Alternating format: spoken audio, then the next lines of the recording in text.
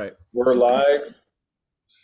We're live and we're recording, and it's Friday night. Time for some evidence-based triathlete It's doc. What's Friday up, night bud? in back in Vegas, Yeah, uh, dealing with hot and wind. So you know it's summer in Vegas. yeah, The commuting's been rough this week on the bike, yeah, mostly because of the wind. To be honest with you, yeah. I don't know. I mean, that's just the way it is this time of the year in Vegas. In the summer, the afternoons are windy. So I It's looked at your route on Strava. Are you are you just making it up as you go along, or did you Which search one? that out? Which Uh, one? you went Today, south of the strip. I think maybe the you were south coming the home, or the south route. So yeah. I've got a south route and I've got several northern routes. No, that Mhm. south route has been built through many years, Okay. so I can basically avoid lights. Ah, okay. Hmm.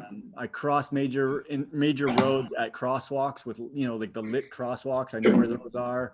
Yeah. Um, so it's very consistent. Hmm. When you can cut out the lights, basically make right hand Yeah. turns. Yeah. Um, yeah, so I've got a pretty good south route and north route Mm-hmm. that I can avoid the lights and avoid major roads. That's the other thing. Like I don't want to be riding on like Durango or Fort Apache or some of the So weird roads. on that route, it obviously looks, Zigzaggy. yeah. Are you using your map on your computer at that point? Or have you done it enough time at I've yeah, I've done that route maybe 30 or 40 times in both okay. directions, like going Mm-hmm. to work and coming back. And then there are little things like if I catch a red light at a certain light, I'll turn right. Yep. Right, So right, right. so I keep moving because then in the summer you got to keep moving. You sit Mm. at a light for a couple of minutes and you start to bake. That's right. That heat off the ground is Exactly. So intense. I'm pretty quick to like see, is this going to be a red light? And if it's a red light, I take a right. So sometimes I'll do a zigzag and then I'll cut back, Okay. a couple blocks later, cut back to my regular route. Hmm. Um, my northern route, which is about my prime northern route, it's about 25, 30 miles. There's some Mhm. days I can make it without stopping.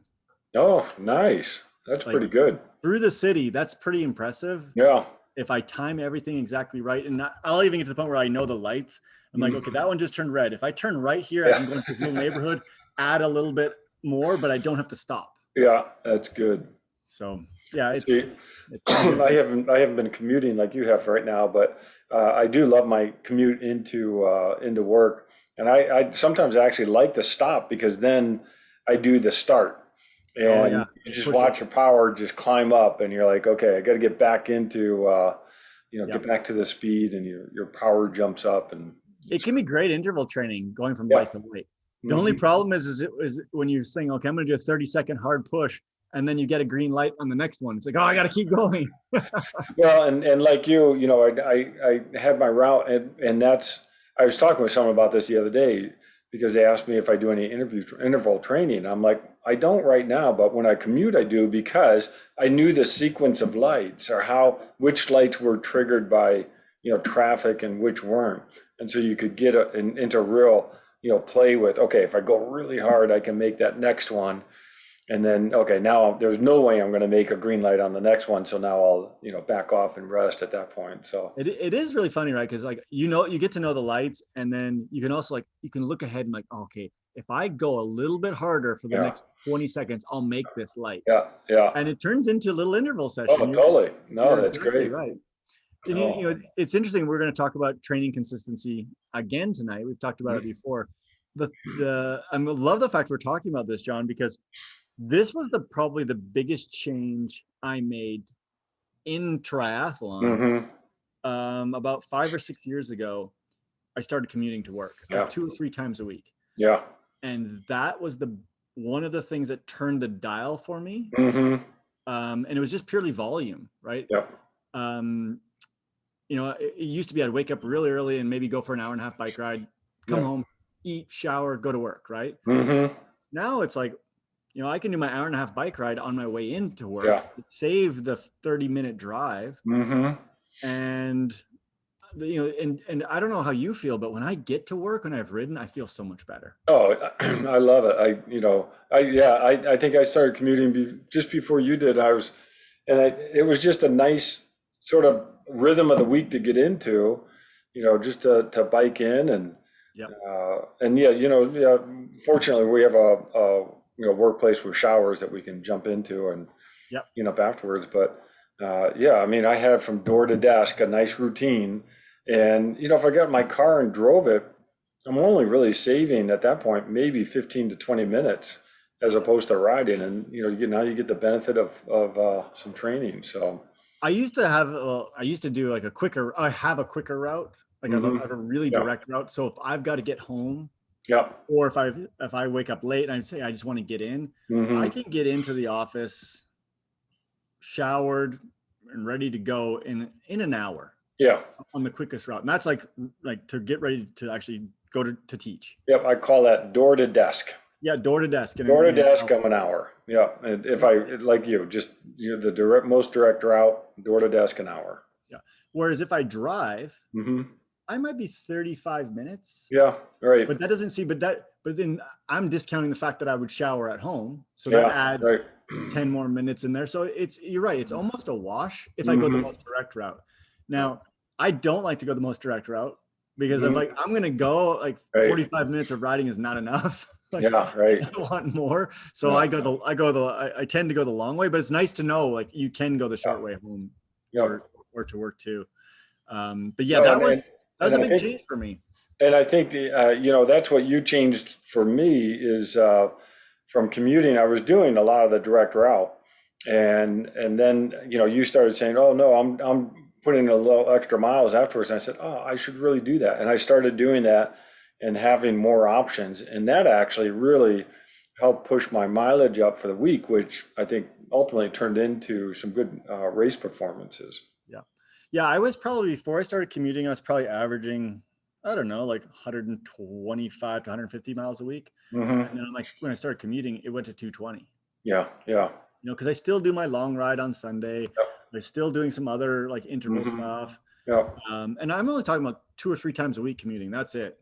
Right. It's not like I'm doing every day. hmm Um, on Monday I bring my lunches and my clothes and Yeah. everything like that. And then usually on Friday I drive and bring my stuff home, Yeah. Right. Yeah, I think that's what I was always driving in on Monday and Yeah. then commuting the rest of the days. So, Yeah.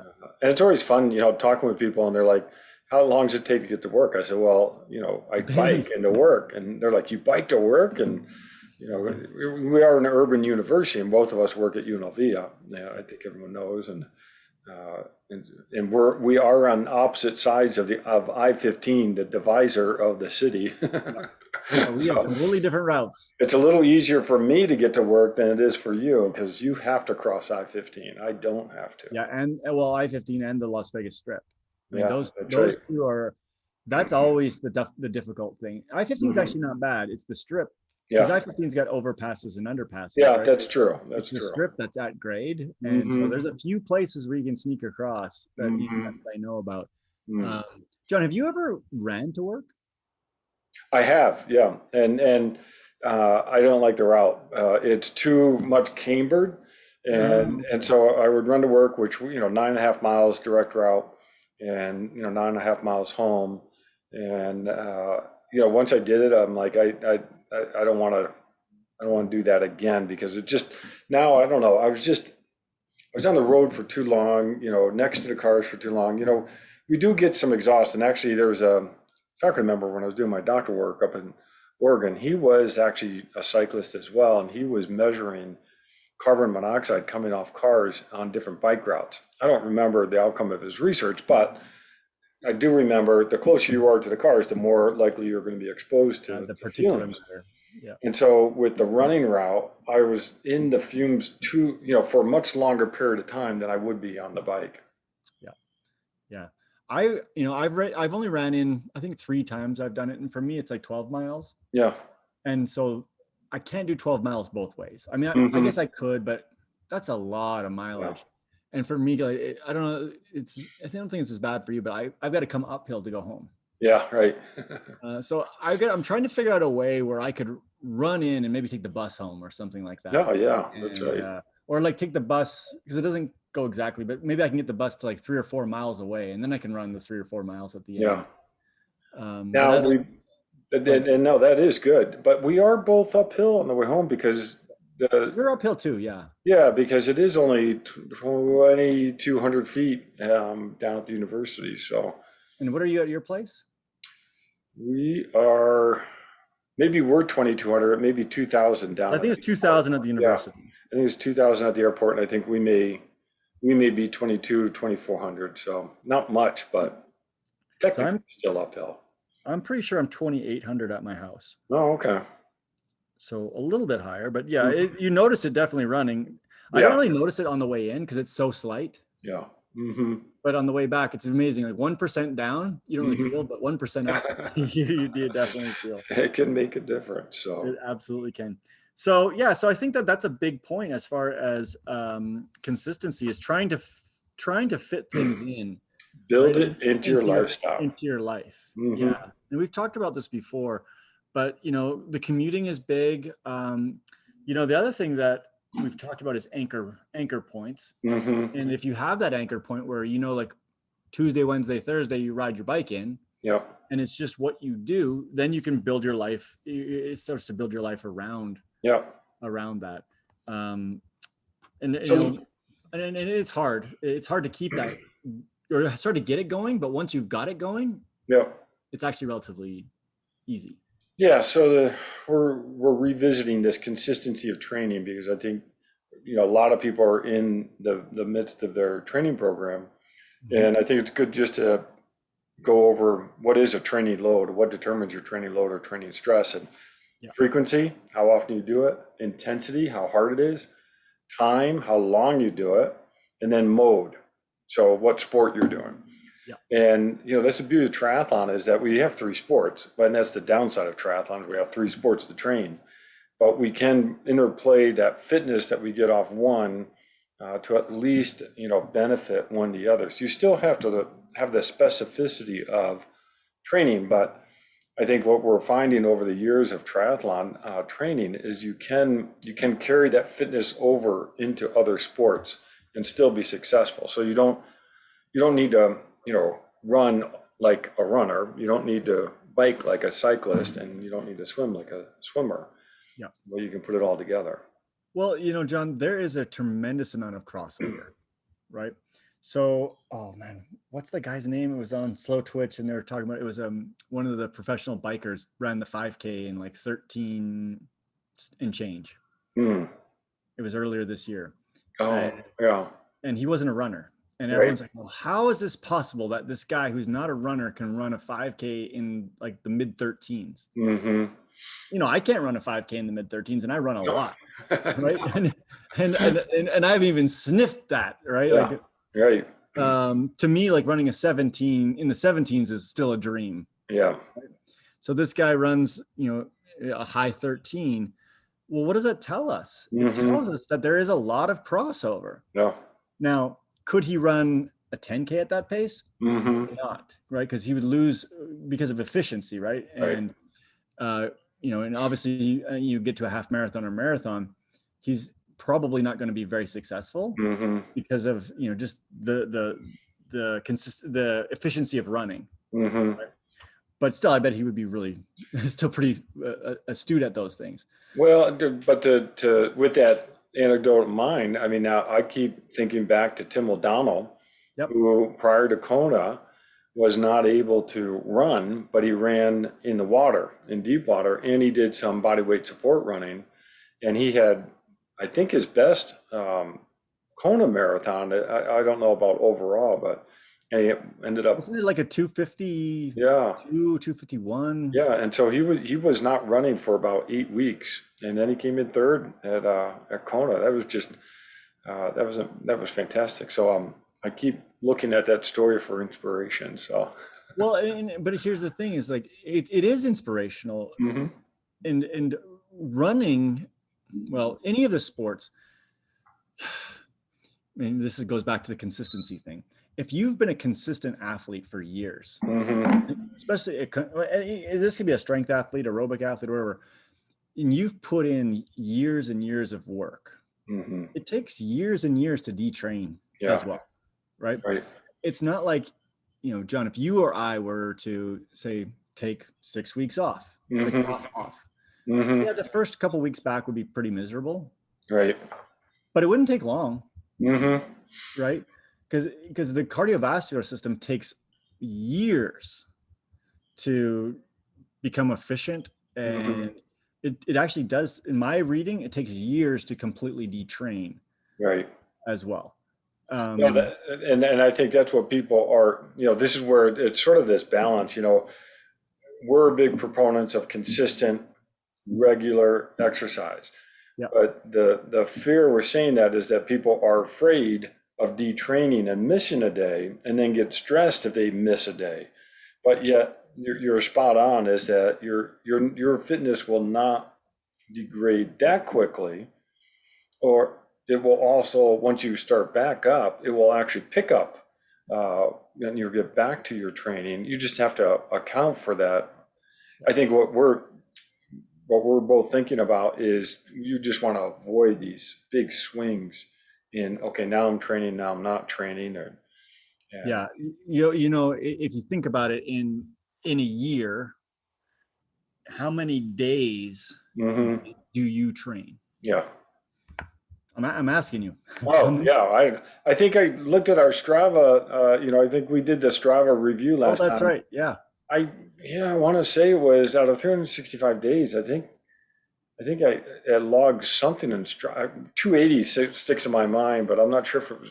I want to say it was higher because I. It had to be more than that of sessions, as rather just how many. Yeah, because I don't know how many days I've trained Mhm. in the last year, but I bet it's. I'm gonna say it's probably over 95% of the days I logged something, Yeah, yeah, right. and that's consistency of training. Yeah, that's right. You know, hmm because and the truth is, I don't, and you don't either, because I know you. We don't go out and smash ourselves, Mm-mm. right? And then smash yourself, and then can't train for 2 days. No.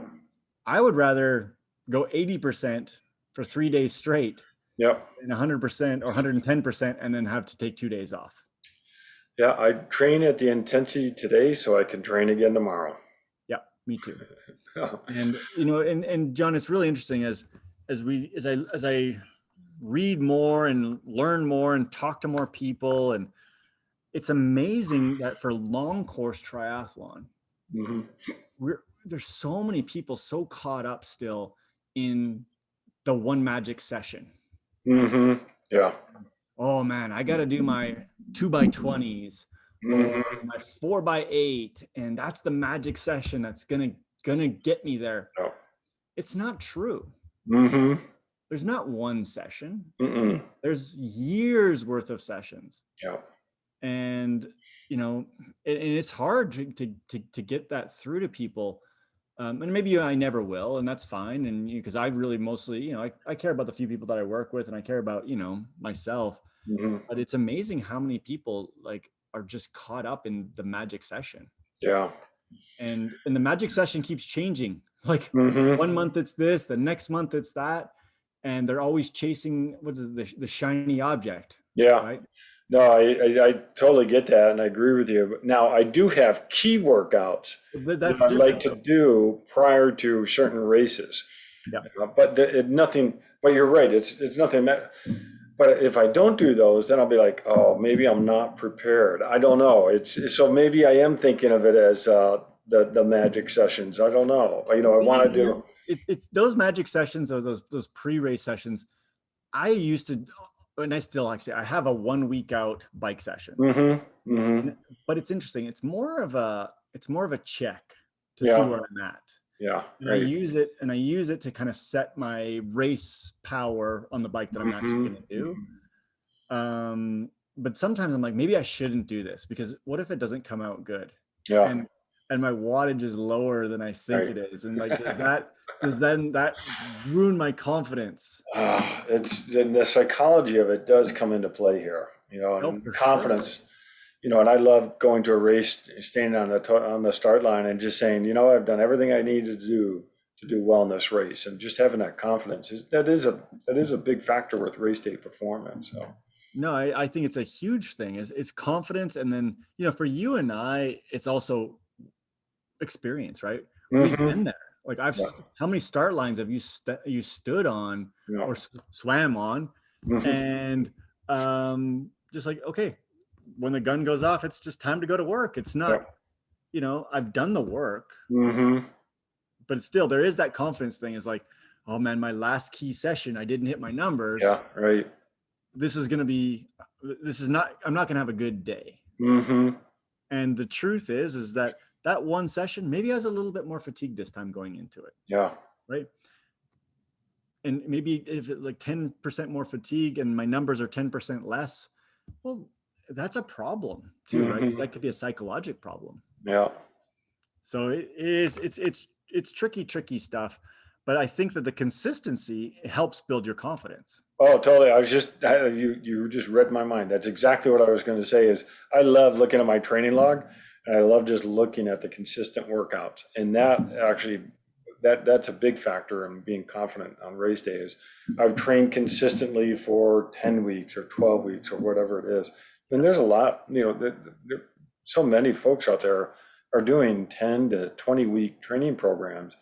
And my goodness, that is really a confidence builder when you can look back and say that you did very consistent workout. You don't have a lot of gaps in your training program. No, I completely agree. Like one of the things I look at is on my training peaks is when you look at your performance manager chart, on the bottom you'll see red dots. Yeah. Where you didn't do a training session that day. Mm-hmm. And what I look for is consistency of the red dots. Did Yeah, I take right. like at least once every 10 days, did I take a day off? Yeah. Okay. When I had 2 days off, what was that? Mm-hmm. Usually the only reason for me 2 days off is just finished a race. Yeah. Or I got sick. Yeah, right. Because for me personally, taking 2 days off, I might get sick. That's right. I think my 2 days off is something piles up at work and I'm like, I need to put my nose to the grindstone and get some things done. And it does. And this is the life story of any age group athlete is we do have to balance, work, family, and, racing. And, the triathlon, it is a hobby. It's a healthy hobby, but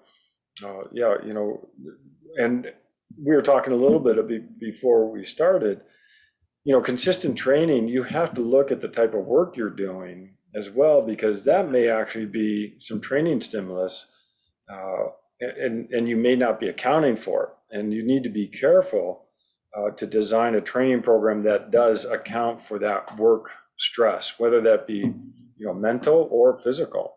Yeah. So I was thinking about a worker, for example, that works at Amazon, like and I've been hearing some anecdotal stories that some of these guys are getting 30,000 steps a day. Yeah, right. At work. Mm-hmm. Okay, so you're getting 30,000 steps a day, and now you want to train for a triathlon? Right. Wow. Like just think about the training load every day of that many steps. That's right. And probably physically moving up and down, and now you want to say, hey, I'm going to train 15 hours a week on top of this. Yeah, right.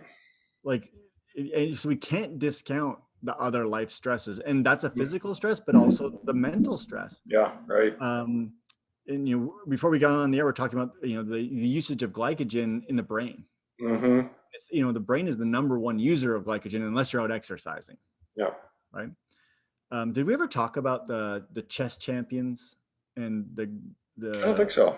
Okay, so this was a few years ago. There's some research done on this where they actually looked at the amount of calories burned during a world championship chess matches. Really?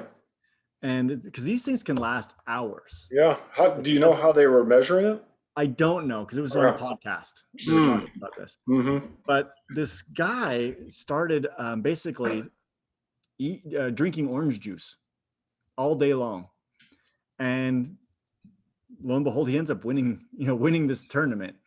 And they're like, wow, like they were burning, I can't remember, like 3,000 or 4,000 calories during an 8-hour match. Yeah. And I don't know. I honestly, I don't even know how they measured it, but because the brain was just so active and using up fuel. So if you think about if you've got a high stress job, mental stress job, where let's say, I don't even know, let's say you're just dealing with people, customers. Right. and you're having to be on all day long Yep. and engaged, you know, there's a lot of not just psychological stress, but actually physical stress and macronutrient utilization Mm-hmm. that you may not recognize. Yeah. You know, and so I think that it is that needs to be put into the consistency model of training and understanding that. Well, I quickly Googled Yep. Yep. calories in chess, Yep. and they're talking about 6,000 calories for a tournament, a day of chess, and maybe up to 600 for a match, or Isn't that so crazy? it is significant. So that 6,000? yeah, and I know that there was talk with the poker, because obviously we're here in Las The Vegas, so poker, yeah, it's another poker one. is the same type of things. You do need to really pay attention to that. And so, yeah, does chess burn as many calories as running? Yeah, this is interesting. So, It's pretty close. yeah, huh. Well, So maybe we have to go add some chess in. But we, both you and I teach, and that's what we were talking about before. And I think we both are the type of instructors where we try to engage students. And so we're always saying it's not like we're just data dumping, and just saying, here, I'm delivering information to you. It's more, you're trying to figure out, are they getting it, and are you, engaging with them? And you and I are both exhausted after teaching. So yeah. that's, Yeah, I can't even imagine if I was like a third grade teacher all day long with oh, kids. And no, that is, you know, we're dealing with adults, it's a little easier. Can you imagine? Like, no, no, you have to be on all the time watching all those kids. So, it'd be interesting to see the calorie burn of a third grade I teacher. don't know. You know, Well, we got that EKG device now. Maybe we need to put that on yep. and see Yep. what. I'm gonna put it on for teaching for sure, and ultimately see what happens. All Yeah. right, so let's do this. Let's talk. Okay, so consistent training. Well, maybe we need to decide to even define what we think is consistent training. I mean, Yeah. how when you say consistent training, how many days a week? How many sessions a week? What are your thoughts on Right. that? For me and for the people that I work with, at least 3 sessions of each sport per week. Okay. I would consider that consistent. Over how many days? Oh, per week. Okay, per over week. 7 Okay. days. Yeah. Okay. And I'm a believer that you should have 1 day off. Okay. And not always because you physically need it, Mm-hmm. often just mentally need it, and or you can deal with some of the other things in your life. That's right. Just you need the time. You need the Yeah. time. And so I Yeah. like to schedule an actual day off. Mm-hmm. And then if you think about it, in 6 days, you have minimum of 9 sessions. Mm-hmm. Okay. And those sessions obviously can vary, right? My swim sessions, usually about an hour. My run sessions, hour to an hour and a half. Yeah. Yeah. It's the bike that's the long, Yeah. Right. the long And days. that you build that up, and that's good consistent training in a week. I mean, yeah, 9 sessions of about an hour each plus. I mean, you're talking anywhere from 8 to 12, 13 hours. So.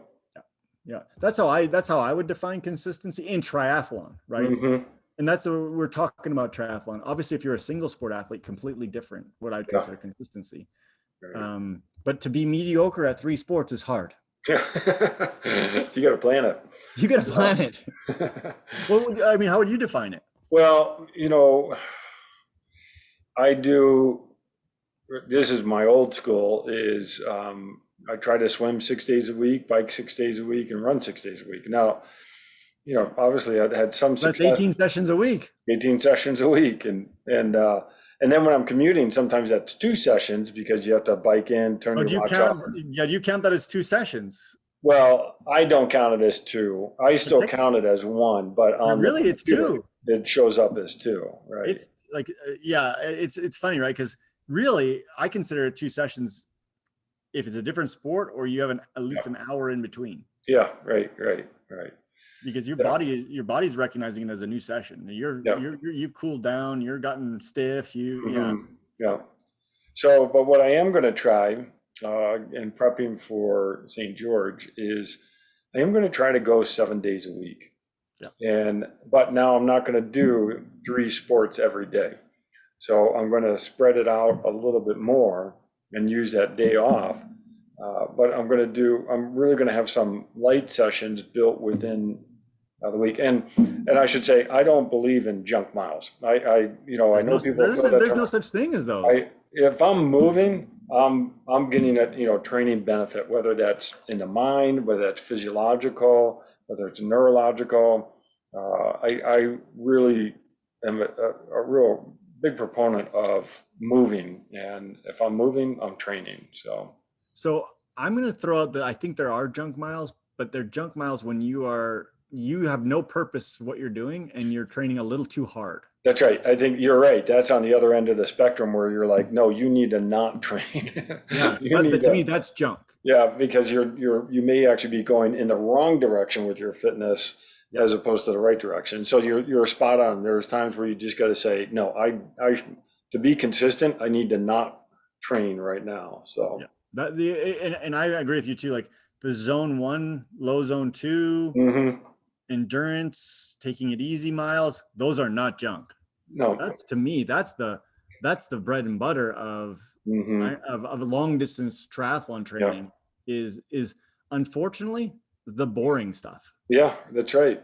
And It's not it's hard sexy. to do because we always, want to try to beat that time that we did the last time. We want to, maybe compete with someone else that we're running with, and not on purpose, but we just naturally do it. And I go back to, you know, I blame Mark Allen for this because, to conquer Kona, he had to learn to run slow in training, and then that translated into faster race performance. And I think that's a really, I know you've done that a lot with, Maffetone and using different, you're using a low heart rate for training. And I think there's a lot to that, a lot of good physiological Yeah, responses.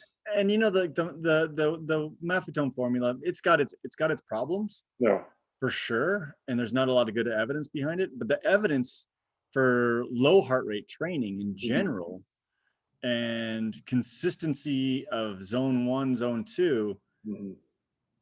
I think that trumps. Personally, I think it trumps anything. Yeah. Hmm. That's my personal belief. And Oh, if we can add in, yes, a few interval sessions here and there yeah, and sprinkle it in for the neurologic benefit, yeah, we're there. But we still see I see too many people going too hard too often, right. That's right.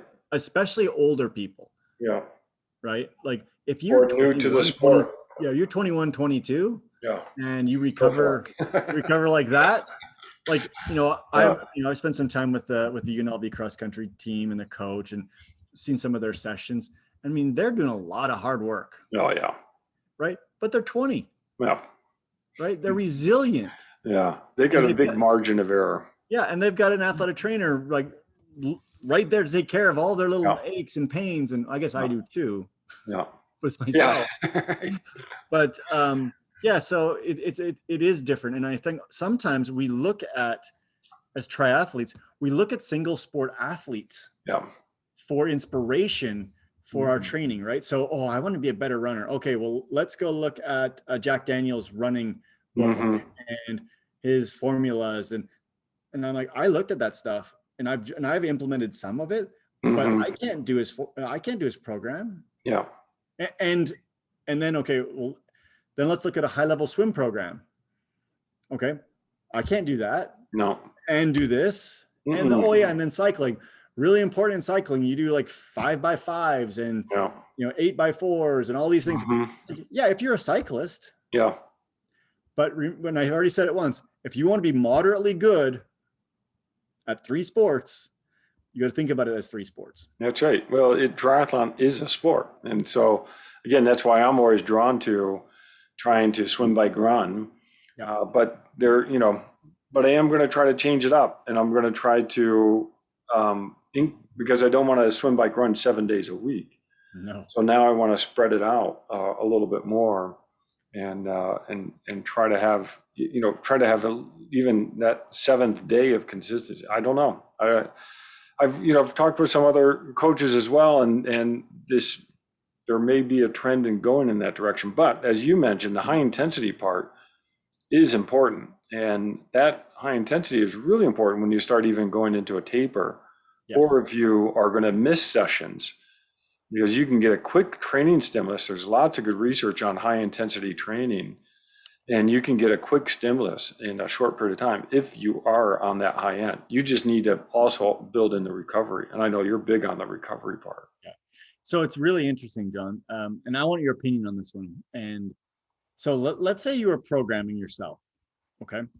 And one of the tenets of programming is that you want to get more specific as you get closer to your race. Mm-hmm. Right.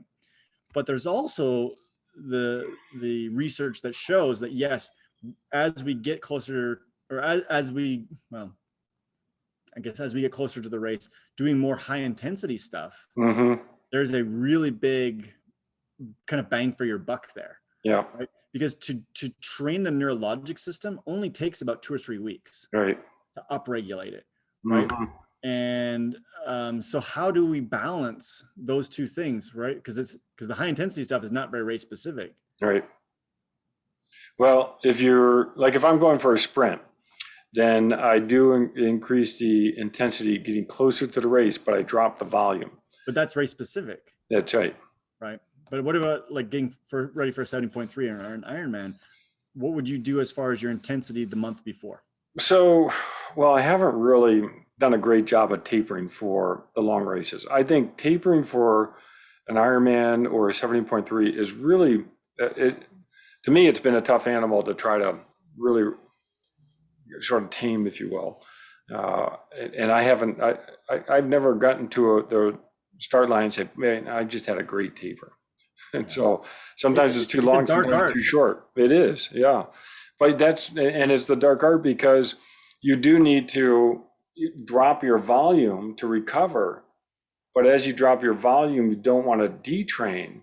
And so to avoid the detraining, you have to up some intensity sessions. And so now you got to find this medium, this happy balance between that high intensity and dropping the volume. And there's lots of good research on, you can stave off, you can protect your fitness by reducing volume and increasing your intensity. But I've seen research on actually keeping your fitness by just decreasing your volume. Yeah. Like for the most part, we're all trying to build, right? Build. And then so for the taper week, if you just drop your volume, let's say 70 to 70%, you don't lose. You're not building anymore. Right. I think the fear is we're going down. Right? Yeah, right. But it doesn't actually take that much to maintain. That's right.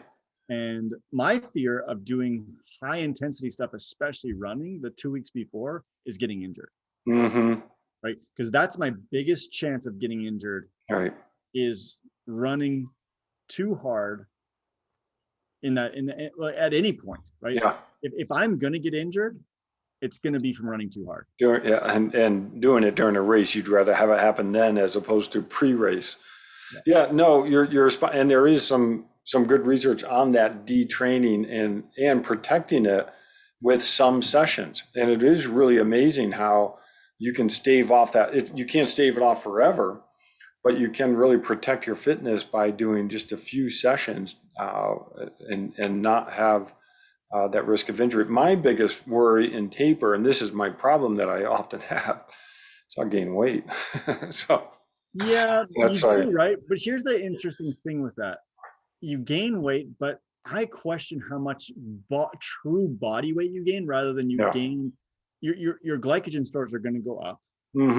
Like that's because you're not burning glycogen at the rate you were, and glycogen storage makes you hold water. That's right. Right.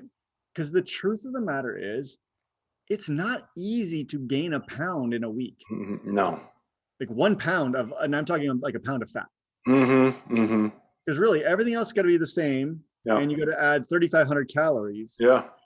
And so store that 3,500. And store it, right? That's not easy to do. No. Like, because here's the thing: it's not like you're sitting around doing nothing, and just eating ice cream and. That's what I'm doing. That's what you're doing. But here's the thing: you're still walking around. You're going to work. You're active. You're taking the stairs. You know what I mean? Like, I actually think that this is it's a tricky one because yes, you gain weight. Right.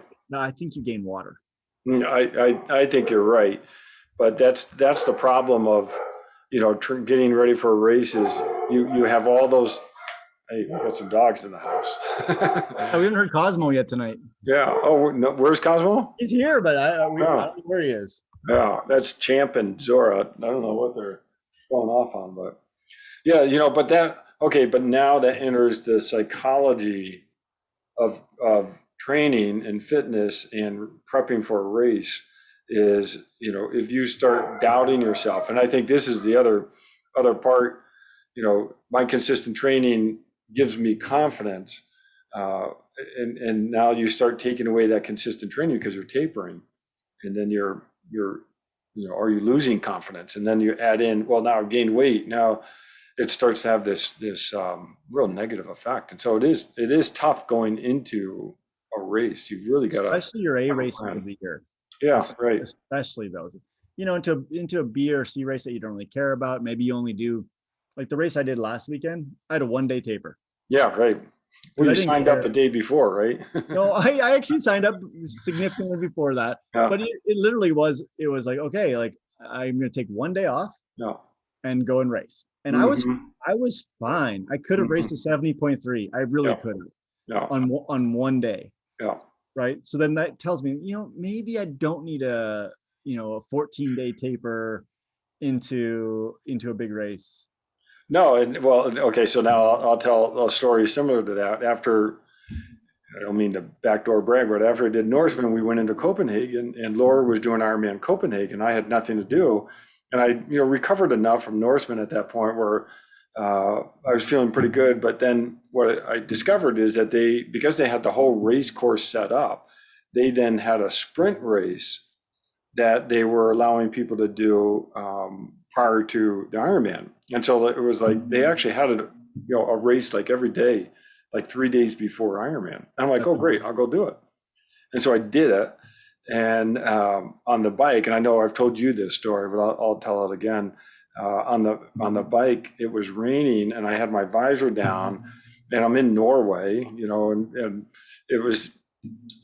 I come to know it was a 2-loop course on the bike, but it said 2 Omegon or something like that on the map. I had no idea what Omegon meant, and I came in, to the end of the first loop, and I should have gone straight, but I just turned right because I'm thinking the sign was for the Ironman. And I get in and ultimately finished, and I crossed the finish line first, and the race director came over to me and says, 1 loop, no, 2 loops. And I knew right away what he meant and it's funny how I was like, I was so irritated. So that's sort of like what you did. I just signed for the race. But then what I did, because I was so irritated with myself, I saw that they had the race again the next day. So I just signed up again and still had, in essence, the same race. It was really pretty amazing. And that actually taught me the same thing. I did 2 loops, yeah. But my run split was about the same, and my swim split was like 1 second off.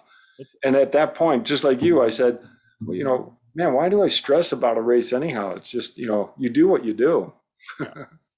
It's really funny you bring that up. At the race briefing last Friday for the race, there was I raced a sprint. There was an Olympic and a half as well. Mm-hmm. And so people at the half were like confused because it was 2.5 loops. Yeah. And so people are like, well, how do I know where to turn and what the loops are? And it'll be all marked. But the truth of the matter is, when you finish 1 loop and you're at 25 miles, you have another loop. Like you all have like computers and stuff on, like, the difference between 25 miles and 50 miles, right? Like, but see, that was my defense. It was raining and I couldn't see anything. I couldn't even see my computer. You still knew the difference between if it's a sprint between 6 miles and 12 miles. Yeah, it was a sprint. I was going fast and I was going fast. Feeling pretty good. It's like, oh my gosh, my split is unbelievable today. All right. No, it is true, right? Like, earlier this week, we were also talking about having the guts to not run the week before an Ironman. Yeah, right. And I'm seriously considering throwing my guts out there for the Ironman in October. But put this in context with consistent training. Yes, with consistent training. But my thought is that why would I add stress to the system that's already going to be really overstressed that week? And running creates the most stress. Running is the thing for me, and I like to run, is the fear in the Ironman. Right.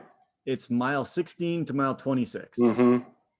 That's where if things go wrong, and it's not just with me, it's with most people, that's where things go wrong. Yeah. So if I run 10 miles less during the week, does that add, I get that extra 10 miles on Sunday? And I don't know the answer, but I'm going to say it on the podcast. I am not going to run the week before that Ironman. Oh, there you go. I'm going to swim and I'll bike. I'm going to check your Strava. You're going to check it and I'm not going to do it. And don't be deleting. I'll get set to private. Right. So, but anyways, back to the consistency of training. So, John, what do you think about with like extended breaks in the season, and like the pluses or minuses of those?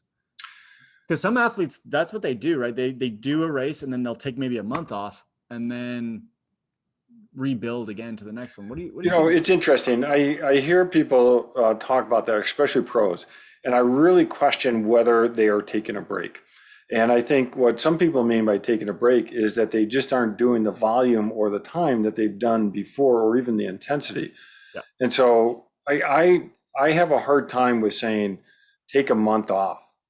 One, because I love the sport, I love the training, but you can find that type of training. This is why I don't believe in junk miles, because I do think that you can still find something, whether it's even hiking or doing some type of activity so that you don't detrain. Now, bed rest is the worst for detraining, and that type of detraining happens really fast, but doing some type of exercise will help protect your fitness during that month, but still recovering. And this is a mistake that I think we both see people make, is they try to go too soon after an Ironman and try to start training again because they're worried about the consistent training.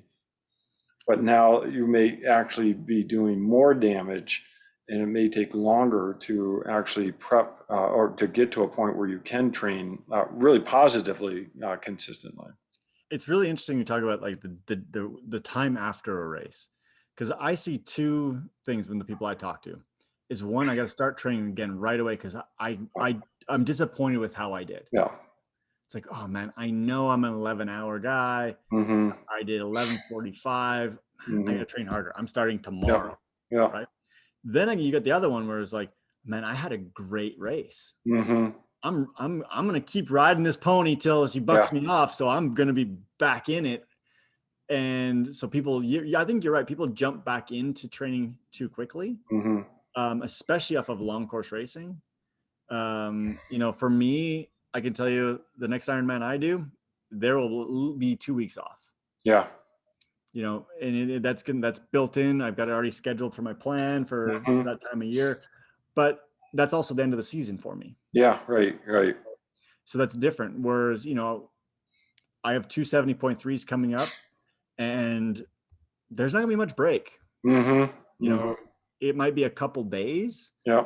And actually, honestly, probably 2 days later, I'll be in the pool. And, and back at it because I still have a lot to do. Yeah. Well, you still, you say you take two weeks off, but you're still walking Cosmo. No, it'll be active for sure. Yeah. Right.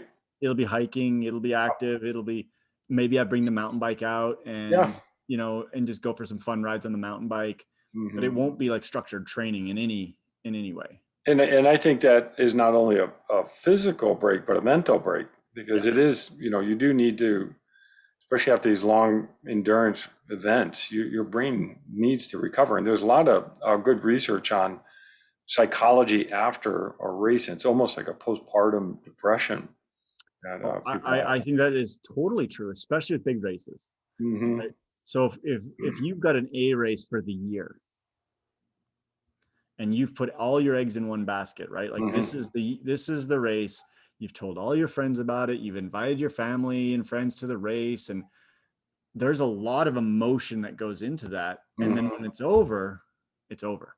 Yeah. And you're right. It's like postpartum, or, you hear about this with people when they get married too. Right? They planned and planned and planned. They had this huge event. All their friends were there. And then on Monday, it's just reality. Yeah, It's right. back to normal. Everyone's gone. Party's over. Yeah. There's no planning anymore. Yeah. It's just, okay, now we're married. Mm-hmm. And life goes on, right? Mm-hmm. So no, I think you're right. And actually, I think one of the things you do is you get back to some consistent training, Mm-hmm. and whether that is consistent swim, bike, run, or it's hiking or playing tennis or Yeah. whatever else you like to do, I think that's important. No, mix it up at that point. So that's good. Yeah. So So speaking of consistent training, we've got Jan and Lionel racing yeah, this weekend, and Lionel is, notorious for being consistent and racing a lot, yeah. race to train, and then Jan, they're doing their one-on-one race over in Frankfurt, right? Frankfurt? I think it's in Germany. Yeah. And it's interesting, right? Like, I don't know if you've been following the news, but they've had torrential rain Oh, yeah, that's right. Is and that? Mm-hmm. flooding and all this. And I mean, I don't know if it's in that area, Mm-hmm. but it could be a pretty wet, Yeah. wet ride and run. And, I don't know. I find it really interesting that this is happening, and I'm wondering what the impetus was. I mean, obviously they had a little bit of some digs at each other on social media Mm-hmm. about being coffee snobs, and Mm-hmm. then this thing came out. But I'm wondering if this is not Canyon Bicycles putting this whole thing together to sell more bicycles. Maybe, yeah. Well, from what I've heard in different podcasts, they certainly seem like they respect each other and actually are very good sportsmen with each other. And I think it was Jan that reached out to Lionel to set this up. And Lionel's plan was to qualify at Coeur d'Alene, which obviously did not happen. Right. But I listened to a podcast last week, and he was saying he'd rather race Jan than go to Kona. Wow. Yeah. So yeah, I think it's going to be pretty interesting. Well, I think it might be interesting, or it might be a total dog, Mm-hmm. right? Because here's the thing: the truth of the matter is that Jan is such a better swimmer. Mm-hmm. So if let's say he's even has 2 minutes, I think they bike about the same. Yeah, right. Well, if he's 2 minutes up the road, what are we going to watch?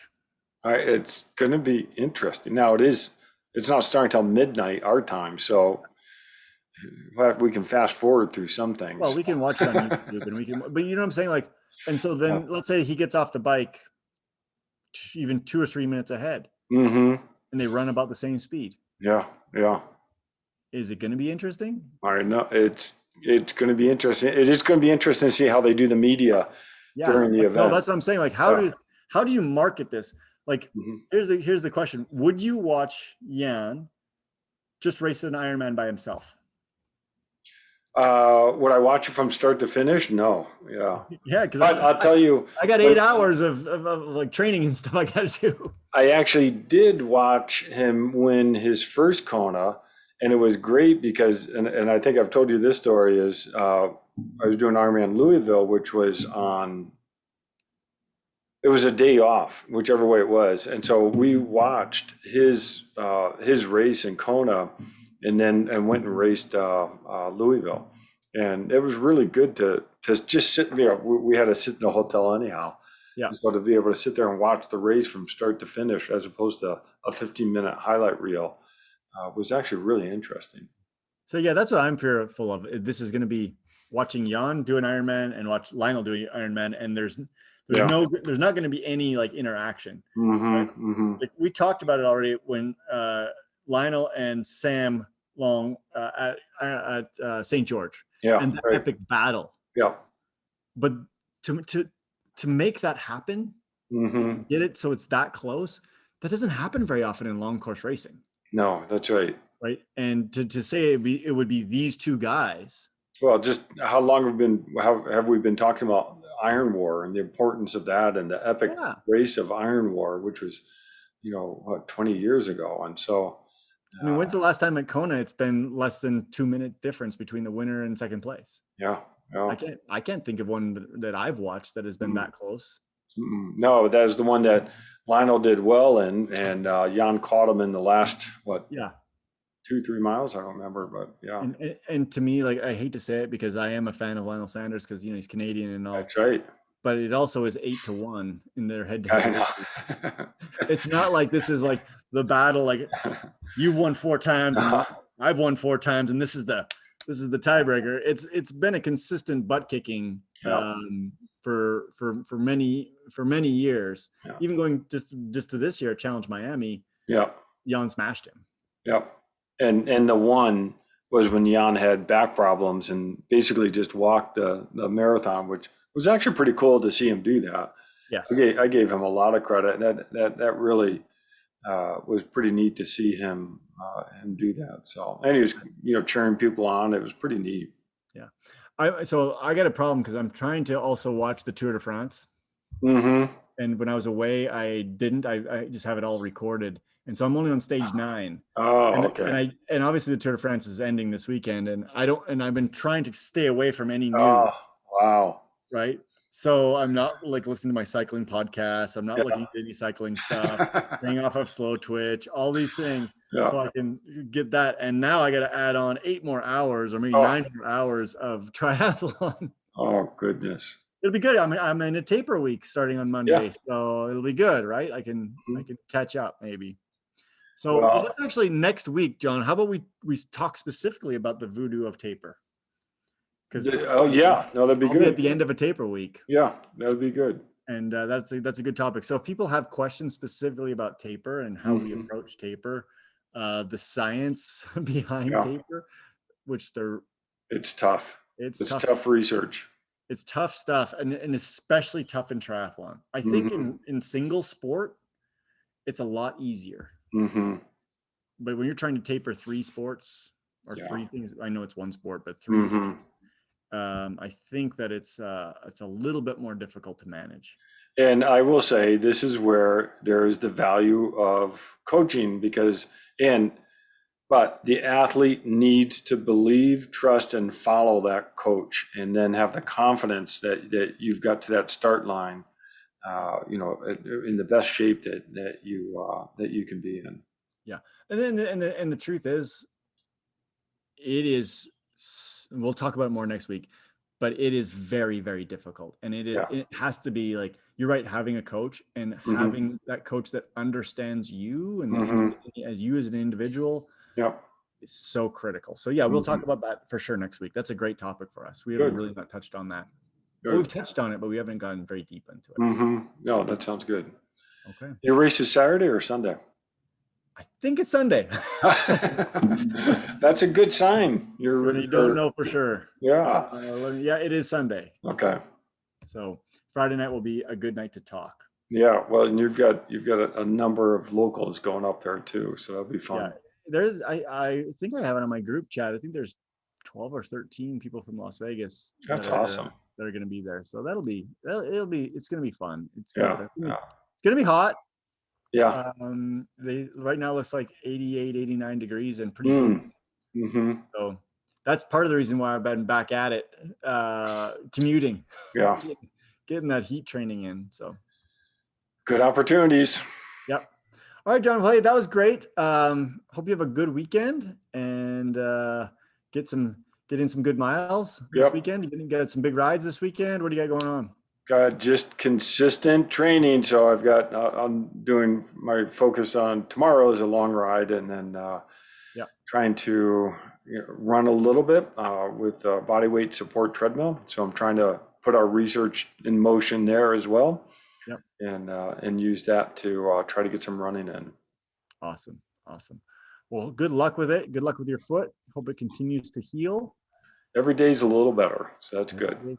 That's a nice little metric, right? When every day it's just a little bit better. That's good. Awesome. Good. All right. Talk soon. Okay. Bye-bye. Bye.